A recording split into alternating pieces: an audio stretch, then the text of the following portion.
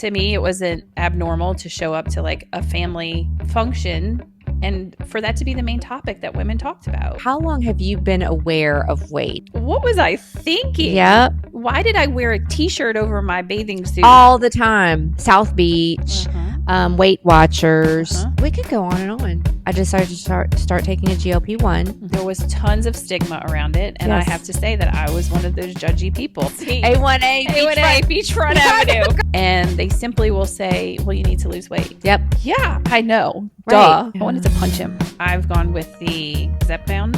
It feels like my body's sabotaging me then. It is. Welcome back to Worth Mentioning with Megs and Mel. I'm Megs. And I'm Mel. What's up? So this is part two to last week's episode where we were talking about hair, skin, and nails, basically. And this is part two. We decided it was going to go too long. So today we're going to talk about our weight and body and changes, because the point of this whole series has been about changes that we've made. Yes. Changes that we have made in, hair, skin, nails, body to improve the things that we're not happy with, because we're trying to decide, or we're trying to take steps toward changing the things that we're not happy with. And being healthier. And being healthier. Yeah. Well, yeah, because you're not happy if you're not healthy. Right. If you don't feel good. Because we want to live long, healthy, strong lives. Absolutely. Strong. That strong's a huge part of it. That is a big part of it. Mm-hmm. I feel like we need to talk about all the work that we've done to get ourselves and getting ourselves into a place that we are happy and healthy. Every time I was asked, like, I knew I had something big coming up. A reunion, a beach trip, something where just some kind of big event, a wedding. I was always worried, like, oh, I've got to lose weight. And then it would come up and I hadn't done it, and I wouldn't enjoy myself like as fully. Like, I didn't like the way I looked in my clothes. I didn't want to be photographed. I was never ready like I thought I would be. And so that's why I think that, I feel now I have lost weight. I've lost about 50 pounds and we can talk about how, because I did use GLP-1s and other things, but I don't have that feeling anymore. Like, when I go to something, I'm more excited to go. I don't have that anxiety about, oh, I look terrible. I don't feel good. I don't feel like I can keep up. Yeah. So it's been a huge help both mentally and physically.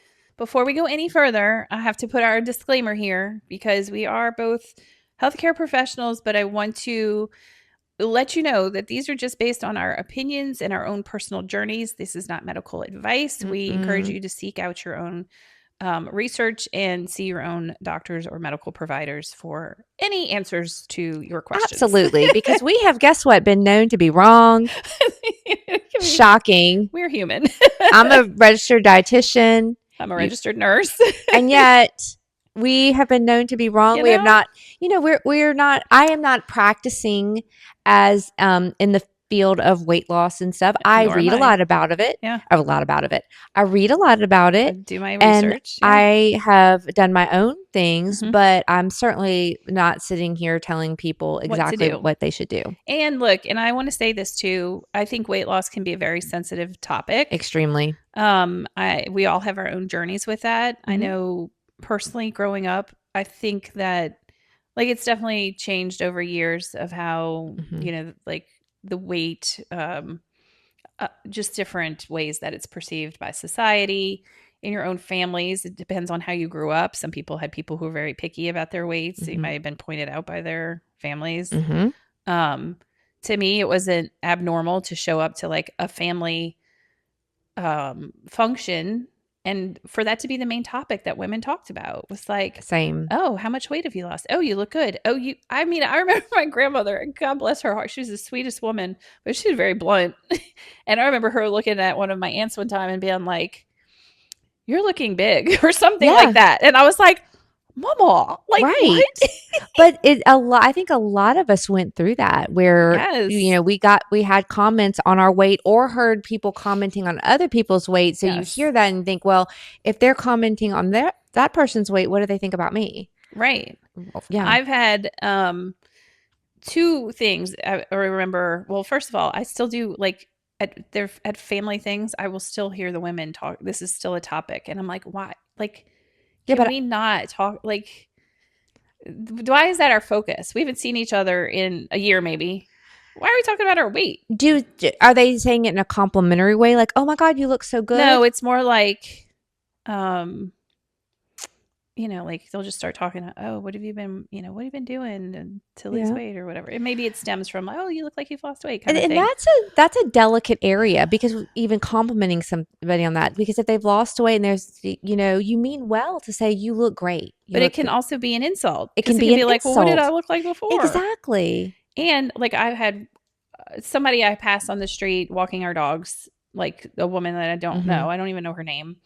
And one day she was just like, "Oh, you look great. You look like you've lost weight." I hadn't lost a damn pound.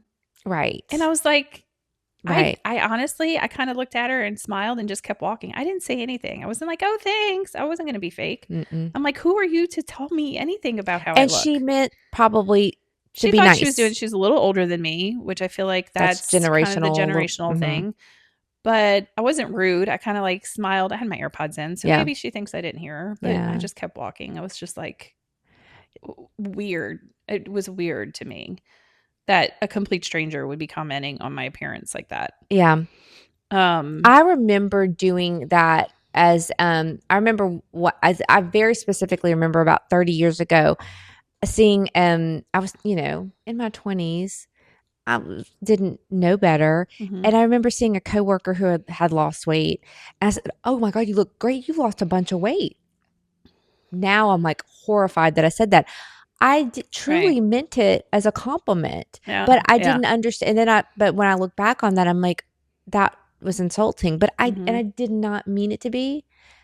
Now that I'm older, more mature, I've, had experiences, I've received compliments that were, I did not feel that they were complimentary, and I've certainly said things that I regret. Mhm. I try to be more careful, bit more sensitive about complimenting somebody. Yeah. Me too. Oh, I wanted to know, how long have you been aware of weight? Because for me, I Mm. very much remember being in about fifth or sixth grade and going to the doctor, and I weighed over 100 pounds. I think I weighed 101. And I think mom said, "Oh, we crossed the 100-pound mark." And and it wasn't, no, mom wasn't saying anything negative at Mhm. all. But I remember just like that number, like feeling there was something significant about it. Mhm.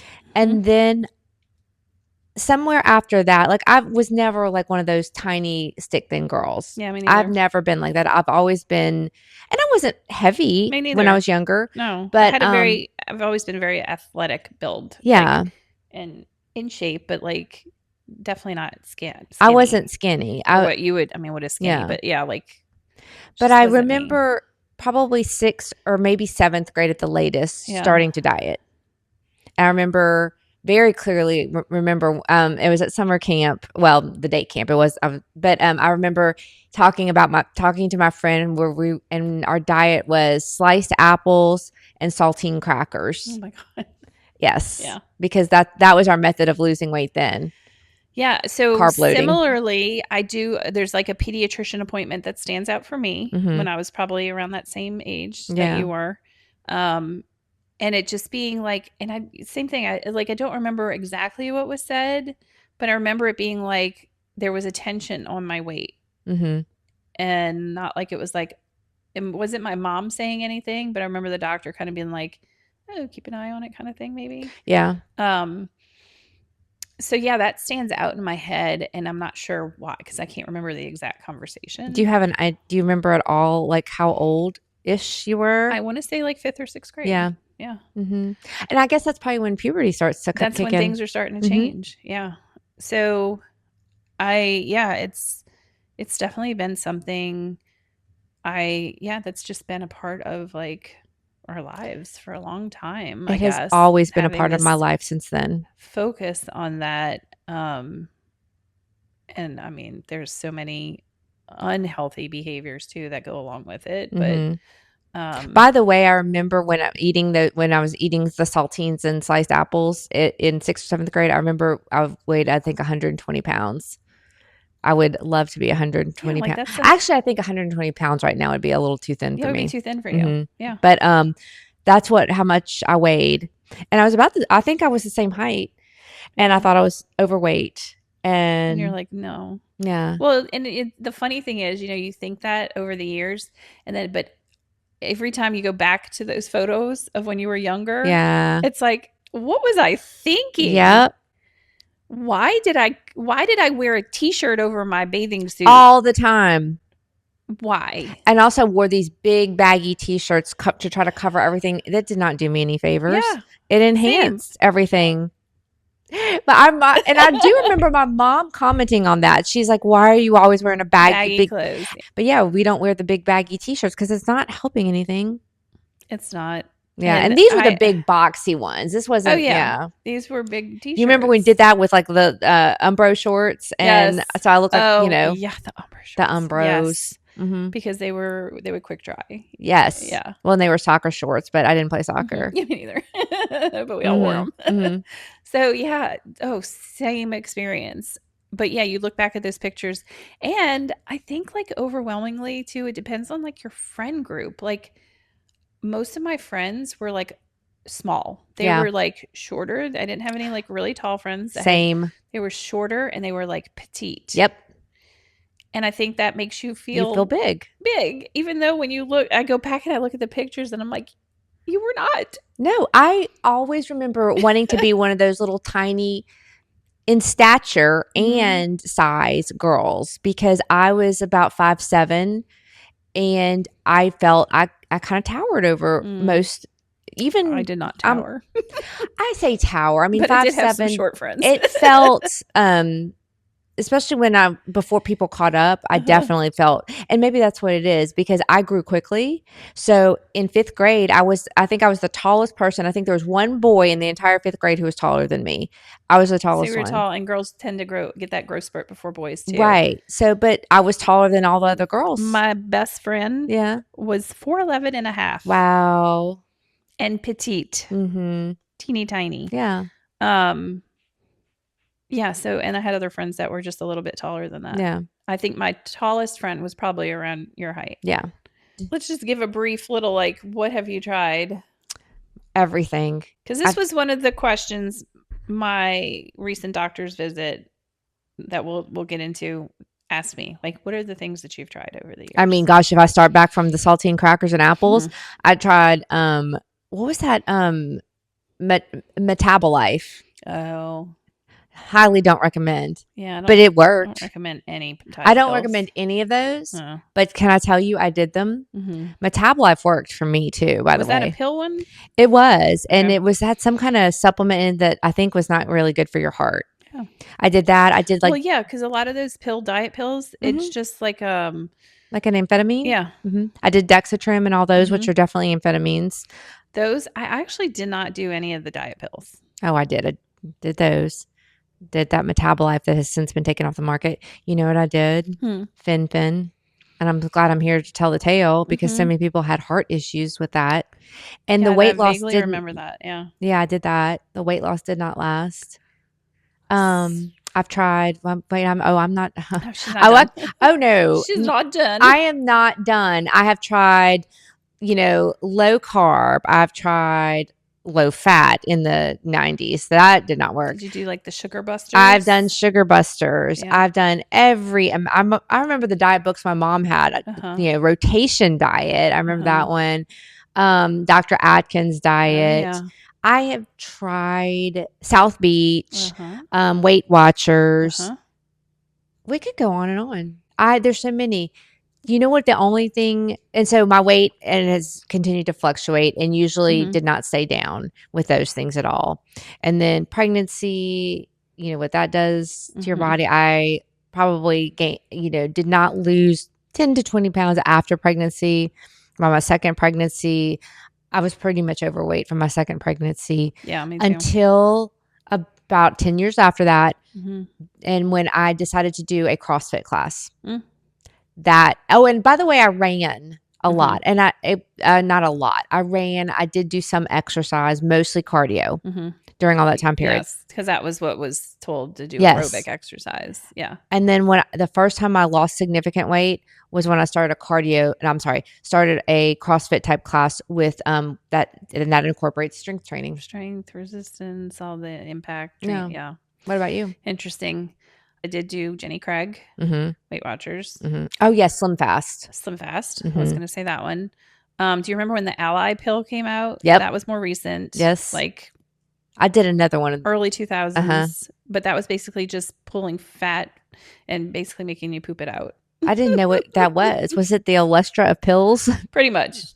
Yes. Anal leakage. Yeah, right. Remember they put out chips? Yeah, Olean with Olean. Yeah, Ruffles. It was the Ruffles. If your food product has a disclaimer that it could cause diarrhea, you shouldn't They literally didn't even call it diarrhea. It was anal leakage. That was on the packaging. If that wording is on food, don't eat it. I don't need any problems in that area. No, nobody wants that.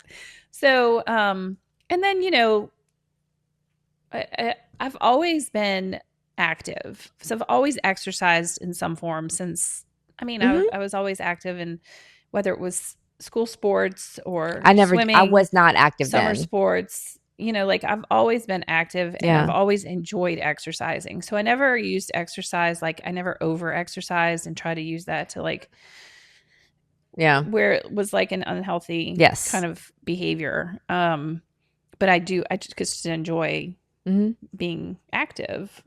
So that's always been part of it. But as far as like the diet fads, those are the ones that I've mainly tried. I mean, I'm trying to think if there was anything else. Oh, I did. What is it when you eat in certain time periods and don't eat? What is it called? Oh, intermittent fasting. I've done intermittent fasting. That stressed me out. Yeah, I couldn't do it. I as soon as you tell me, kind of tried it for a little bit, and then I was like, no. As soon as you tell me you cannot eat, all I can think about is eating. It gave me so much anxiety when I knew my eating window was closing and that I was going to have to go this length of time. And then it might cause, not for me, but like it might, because I really didn't like try it. But I could see that leading to you wanting to like eat at night before the window closed. Right. And I do think that there's some evidence, by the way, for your body not taking in any nutrients and allowing things like your insulin to settle down and some other stuff. There's some benefits. But I think there actually are some benefits, but it stressed me out. Yeah. I think we naturally fast too at night. At night, yeah. Yeah, so those are the things that I have tried that I can recall. There were probably some other things here and there that came across. I don't think I ever did anything super extreme though. You know, they had like those like the cabbage soup, like that kind of, you know, like you remember that? I remember cabbage soup. Like only eat soup for a week or something. I don't know. I think I've tried. I don't think I did that one, but I certainly think I've tried some fairly extreme things that certainly weren't, you know, long-term solutions. There's no way you can stick to. I don't think it was cabbage soup. There's no telling what it was. Yeah. I've done all kinds of things. So, where does that lead us now? What do you want to talk about? Well, for me, about 3 or 4 years ago, I was at the heaviest I'd been. Pretty much, I was at my my post-pregnancy, my giving birth weight, and I was having trouble. When I would bend over to tie my shoes, my gut was in the way, and you know, people look at me and were like, "Oh, you know, you didn't seem that big," but I was tired. I was having trouble moving. I felt very uncomfortable in my skin. I had no muscle. I had not worked out in probably 3 to 4 years. And I mean, I'd done nothing. And I was just unhappy. And I finally got to a point again that I was like, I've got to do something about this.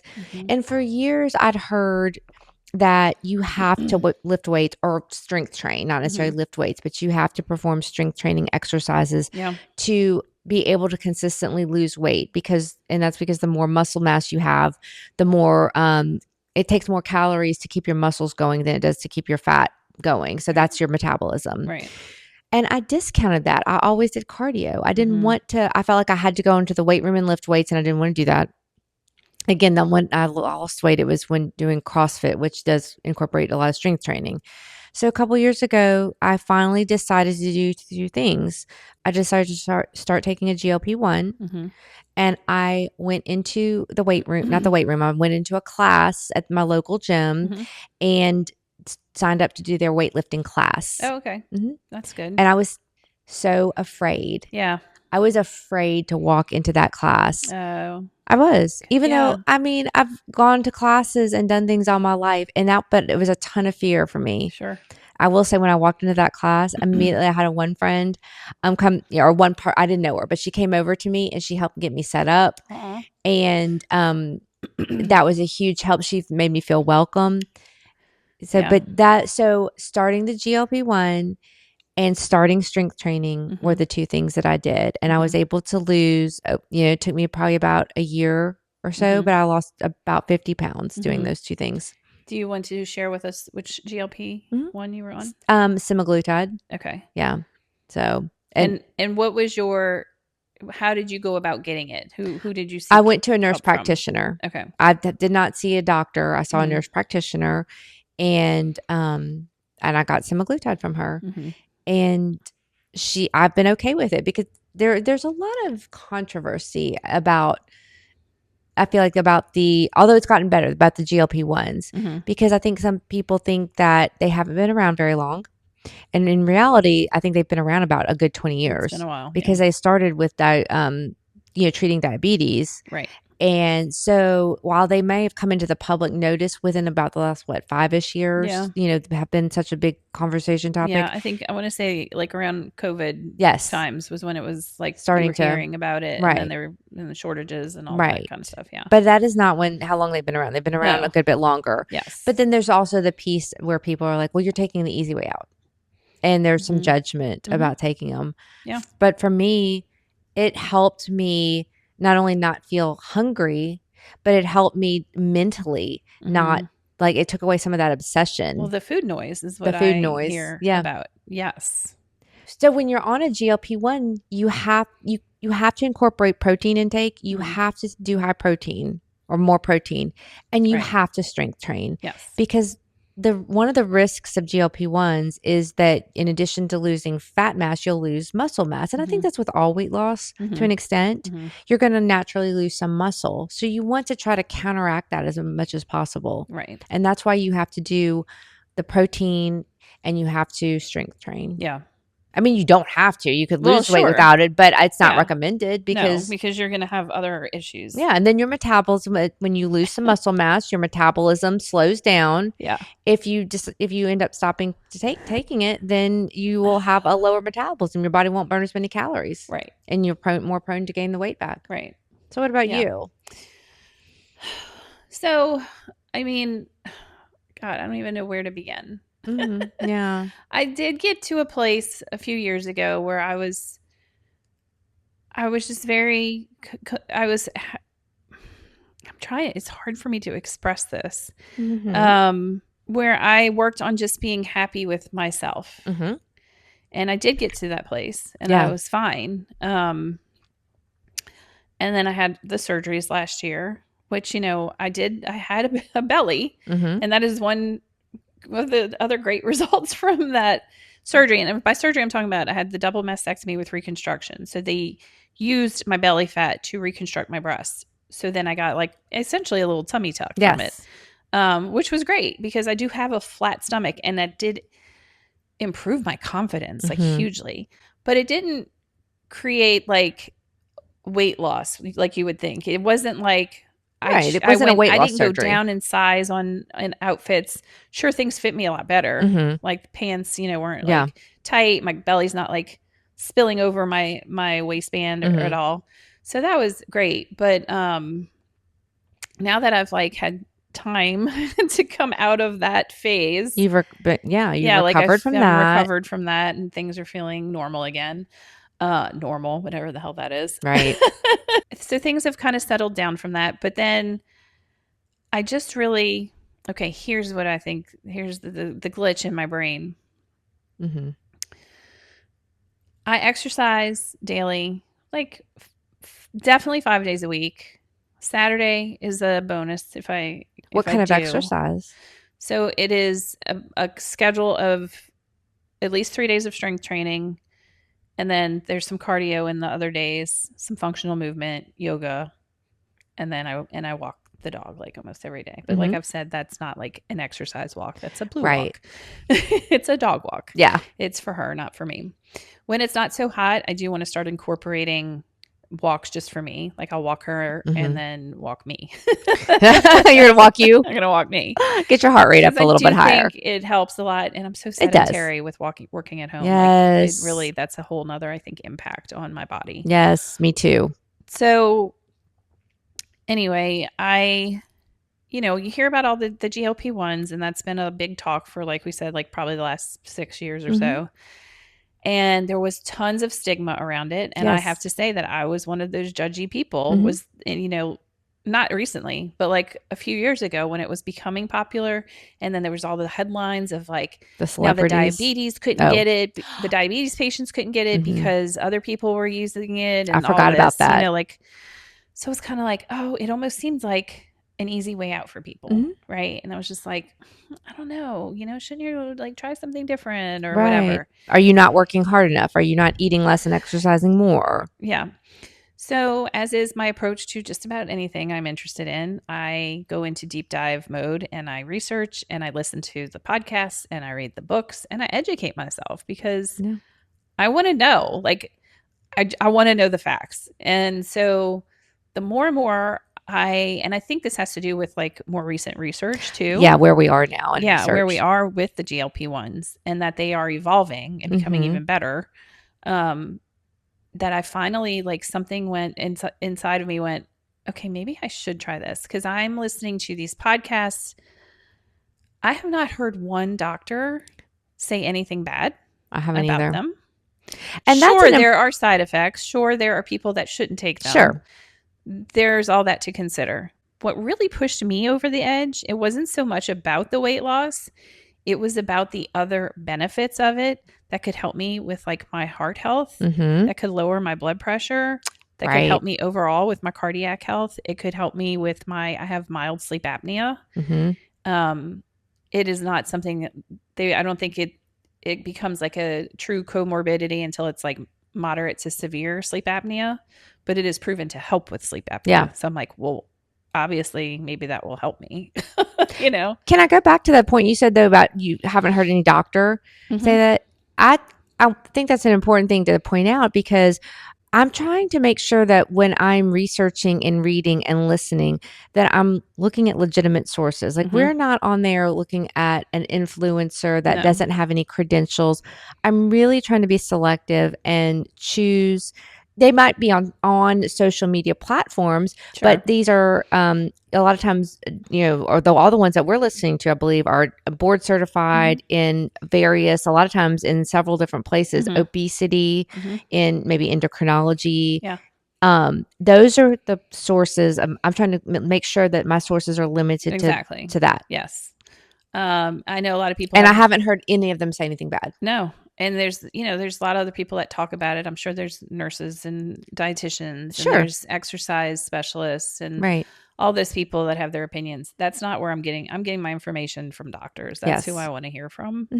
I'm sure there's knowledgeable other professions, but that's just for me. Or we're not trying to get it from people, again, who are influencers and have maybe very good intentions, but don't really have credentials to back it up. Right. And I will say, and I think a lot of women experience this as you grow up, going to the doctors and you're maybe above like what is considered a healthy weight for your body.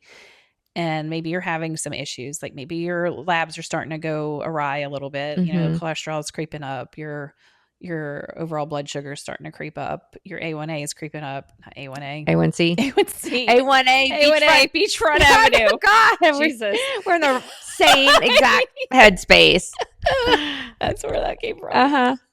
That was funny. I know. Anyway, I was like, that's not good old Vanilla Ice. Okay.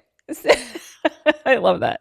So, like your labs are changing, blood pressure, all these things are starting to show up. There are other signs that your body is trying to warn you. Yeah. something is going on and you need to help me, right? These are all like signs that you should be doing something. This isn't just, I mean, yes, sometimes there's a genetic play into it, but like, just like we talked about in the last episode with hair, skin, and nails, we don't have to just accept it. We can try to do things to make what we can control, we can try to do something about it. And I think as women, we go to doctor's appointments and they simply will say, well, you need to lose weight. Yep. And I'm like, yeah, I know. Right. Duh. And help me. Right. And then it's that you get well, you need to eat better or eat less or whatever the recommendation is, and you need to exercise. Well, we all know that.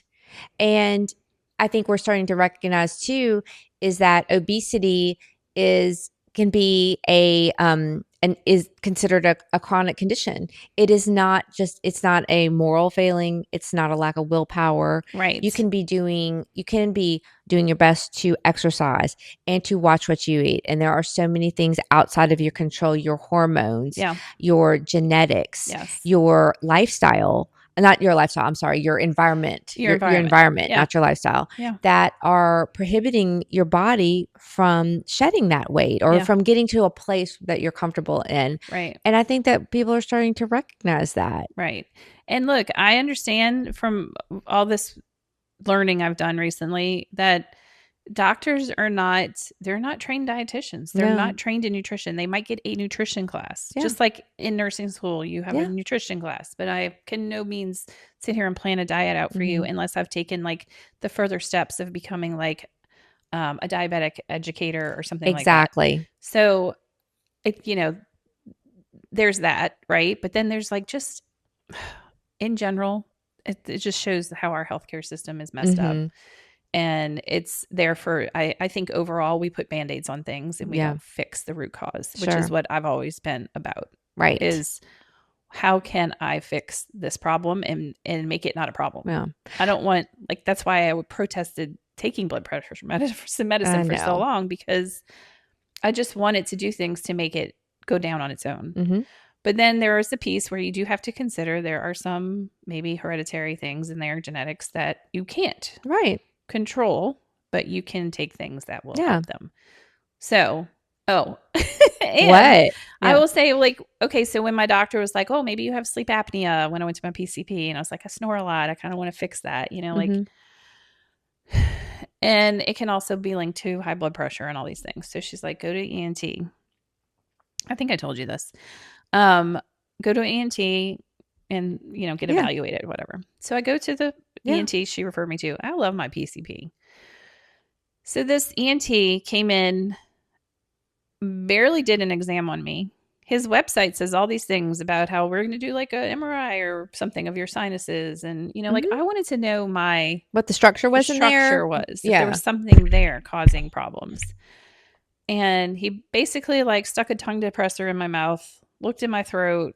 I think he put a light in my nose, and that was it. It Didn't was look like do any kind of X-ray or MRI or anything to see like what if there was something internally that was causing. No. And look, I know I could have spoken up and asked those questions. And as a nurse, I'm less hesitant to ask doctors or to push them a little bit to challenge what they're telling me. But sometimes you just don't feel comfortable doing that. No, because you're going to the medical authority. And so if they're not doing it, then who are you to tell them how to do their job? Right. And that was one of my favorite things of being a nurse in the hospital was being there to be with the patient when the doctors came by and to ask the questions for the patient. Because the doctors sometimes, some of them are great at it, but some of them aren't. And they talk up here and the patient's down here and they're not getting any of it. And so then I have to like reword the question. Translate it into...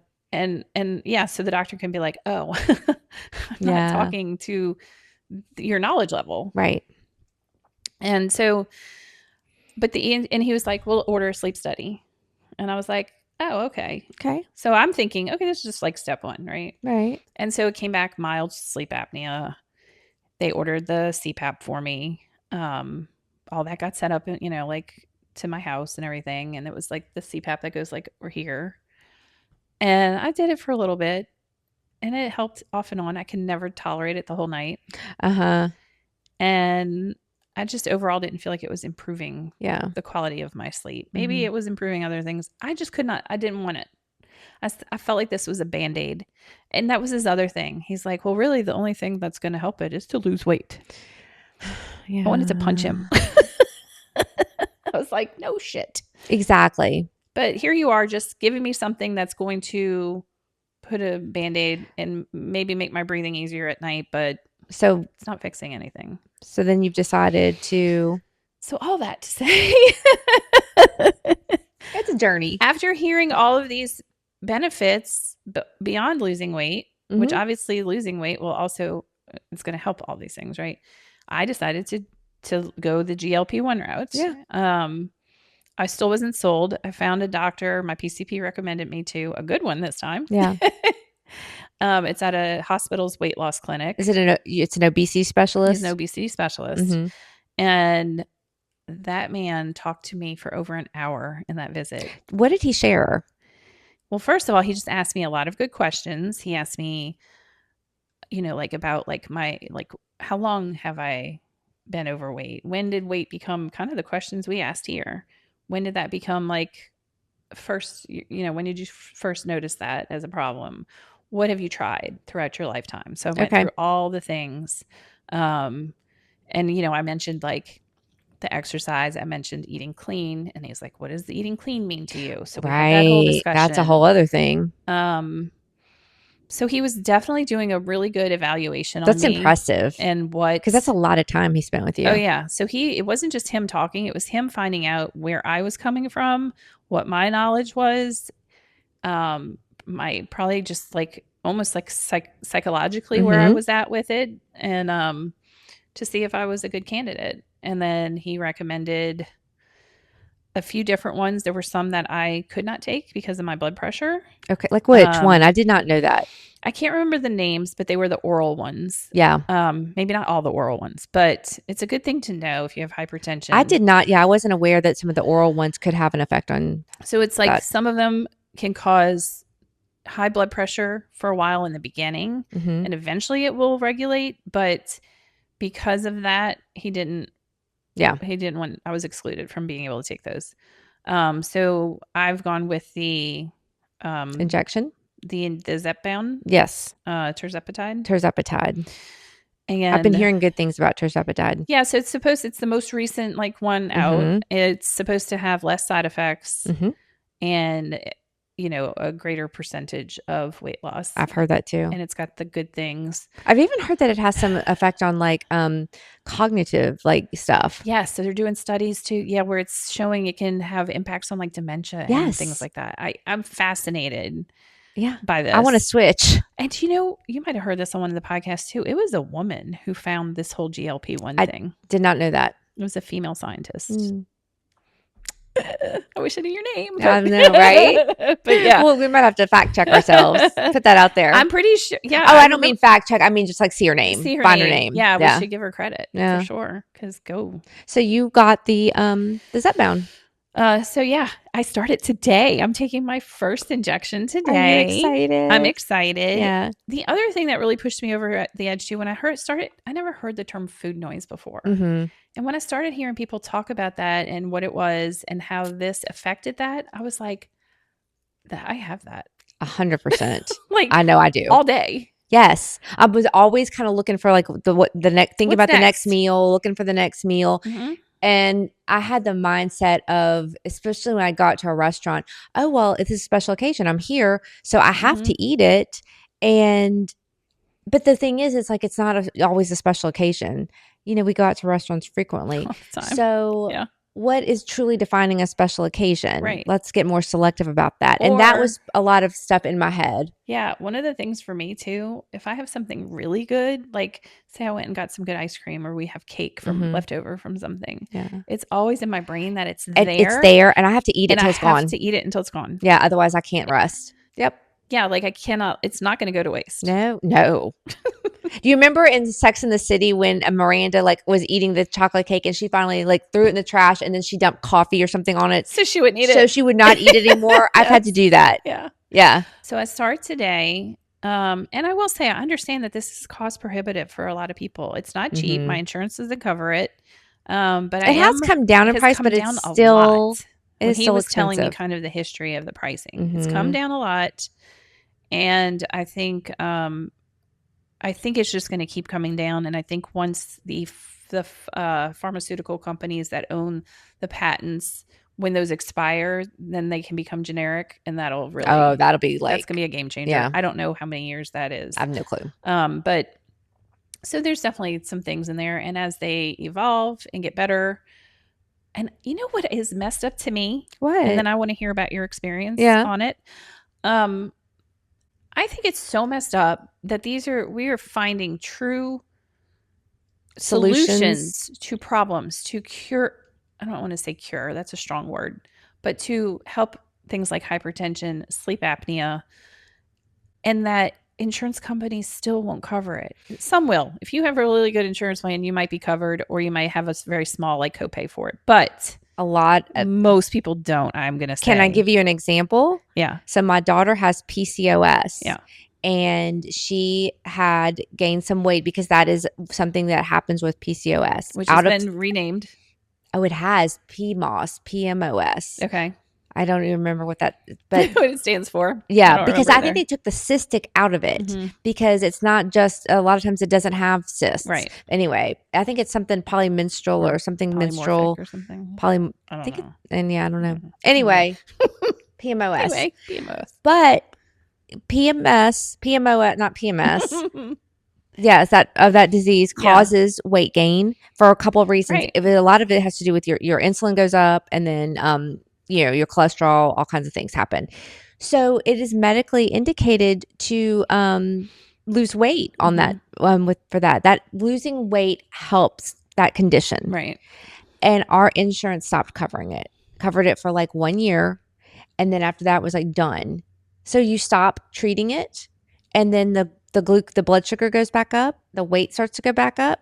So we had to go to the nurse practitioner on the side and get our own because it was too cost prohibitive to pay for it out of pocket. I think it's Wegovy. Insane because I think it would help so many people. And yes, this can be something you have to take to get the benefits. You could potentially have to take it for the rest of your life. Yes.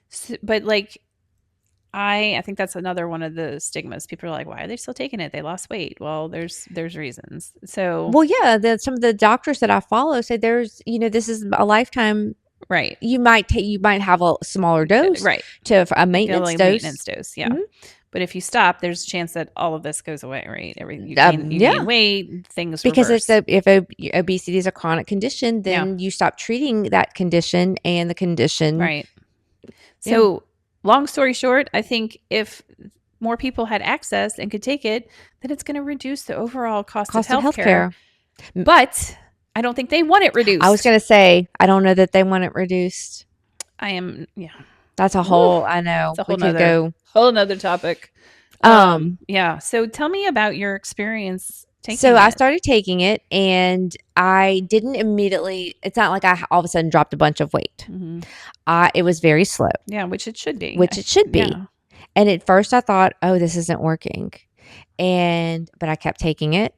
And I definitely had decreased appetite, no question, decreased food noise.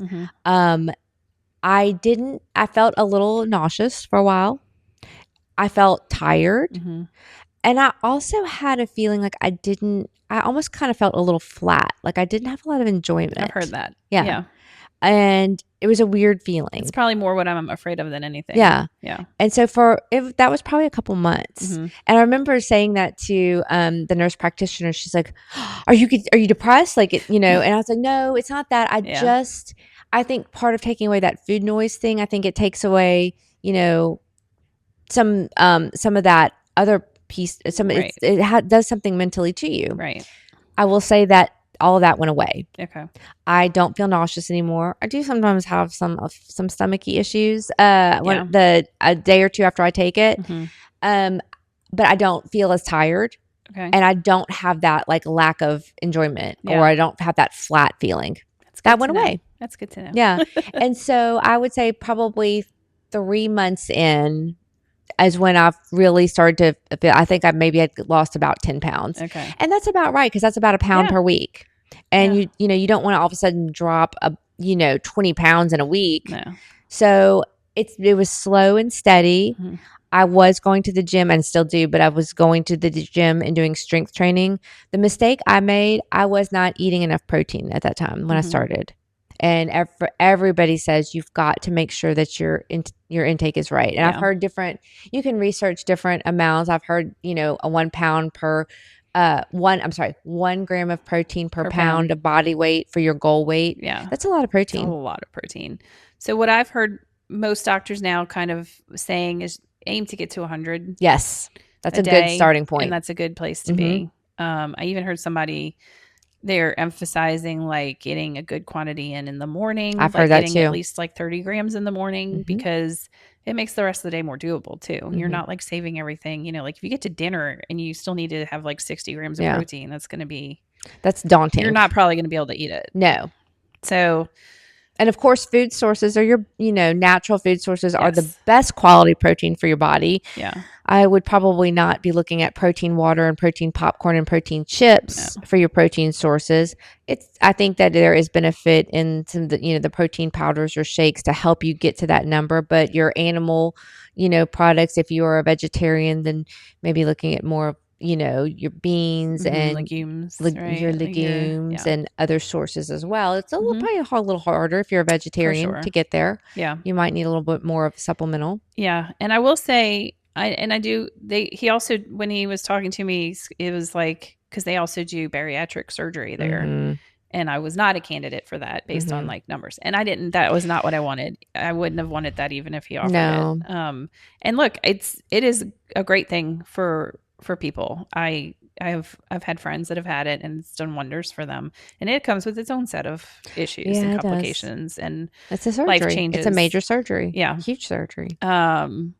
One thing I did hear, I listened to Dr. Terry Dubrow a lot, who is Heather Dubrow's husband. I He's don't know a who that renowned is. plastic surgeon in California. Oh, okay. She's on the Real Housewives of Orange County. Oh. She's like my Uh-huh. favorite one of them. And they have a podcast together. And so they talk a lot about different treatments, GLP-1s, and then he goes into like the efficacy or if they really Mm-hmm. work.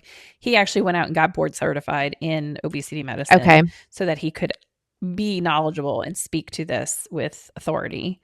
But he said he was talking about women or men, anybody who comes in and wants any kind of like plastic surgery to alter whether it's liposuction, a facelift, anything like that. He recommends that it's better to get to an ideal body weight before you do those things Absolutely. rather than after. Cause he's like, what's going to happen is we can do all those things, sure. But Then you lose then weight. you lose weight after that and you're going to need more. You're going to need more Yep. surgery if you want to achieve Yes. that look again. So I thought that was a good tip. Mm-hmm. I'm like, he's not, and he even said he's like, not every plastic surgeon will tell you that because They want your they'll make business. them money. They want money. Yeah. So no, that's a very valid so point. I think that's like if your doctor says, hey, let's work on these things first, and maybe they can help you if maybe you qualify for a GLP-1 or something. Yeah. That is, I think that's good advice. Yeah.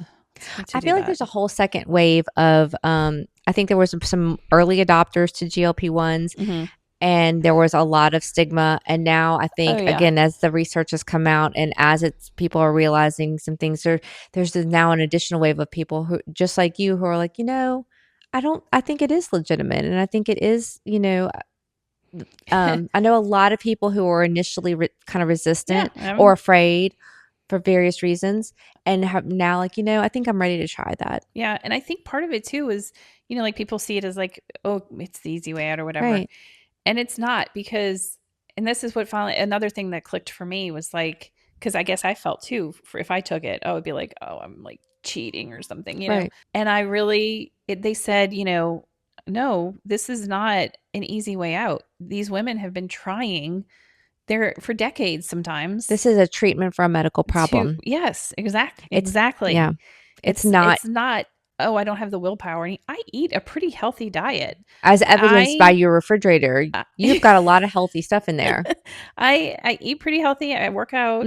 Yeah, of course I go out to eat every now and then. I have a cocktail here and there. I like my Chick-fil-A every now and then. And I don't plan on stopping those things. Mm-hmm. I think that is part of that stigma is Mm-hmm. that like, oh, you're just doing the easy way out. No, I've been working on this like almost my entire life. Exactly. And it is clearly not something I am not trying to achieve. I am No. eating well. I am exercising. I'm doing the things. Nothing's And changing. sometimes there's a lot of hormone fluctuation, or not fluctuations, but hormones that influence you out of essentially outside of your control to crave higher calorie, higher Right. fat foods. It's not just like, oh, I want to eat junk food or I want to eat whatever. Yeah. Those hormone changes or those hormones are telling your body to feed itself with higher calorie, higher fat foods to store for later use or whatever the case may be. So sometimes even your choice of those foods is not fully, you can't just blame it Right. on, oh, I just want to eat junk food. No, and that's what the doctor that I met Hmm. with was. He talked to me about your bodies have like we've realized there's a set The set point point and theory. that can change. Hmm. And for perimenopausal, menopausal women, Hmm. postmenopausal, that our hormones, influence so many things. Hmm. And that if we're at that set point and say it's higher than, Yeah. it's overweight or Yeah. maybe it's not the healthiest weight. And I think he said like then you go and lose some, right? And then Right. it's Your like your body wants body to kicks return in to is the like, set point. no, it's like survival kicks in and it Hmm. brings you back up Yeah. I've heard that one too. way or another. It's going Yeah. to, like you said, in your brain, it's going to tell you to eat more and consume the high calorie Yeah. things and whatever. And I'm like, it feels like my body's sabotaging me then. It is. I don't get So it. Why? I'd say to wrap up, if Yes. nothing else, let go of any preconceived ideas or Yes. biases. Yeah. If you are interested in something that like that, the GLP-1 that may be medically beneficial, Mm-hmm. at least research it and don't listen to all the noise about, oh, well, you're taking the easy way. Right. Go and research it and go and talk to And your go talk doctor to your doctor. Like and do what you want, when if I yeah. when I saw this doctor, the obesity medicine doctor, I went to that not thinking I wasn't sold yet. Mhm. I wasn't like, oh, this is what I'm doing, and I'm just going in to get a prescription. Right. I wanted to go in and talk about pros, cons, my health, how would it affect my health, Yeah. all those things.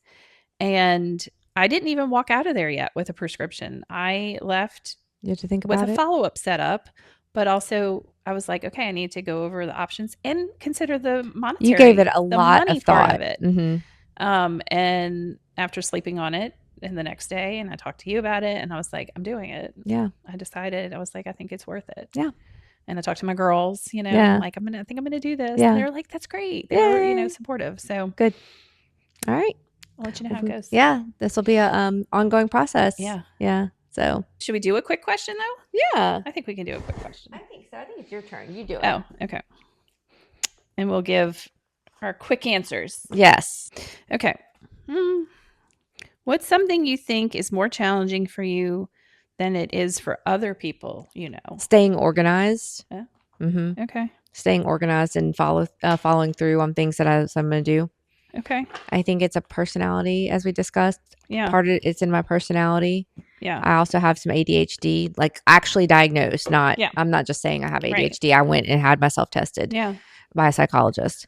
So I think that a combination of that with my personality makes it hard for me to stay organized Mm-hmm. and to follow through on a project once I start. Mm-hmm. What about you? I always because I have been trying to, have do my own business with coaching and kind of follow my own follow the beat to my own drum kind of thing. Or drum to my own, what is it? Did I get that wrong? I follow, I don't know, follow the beat,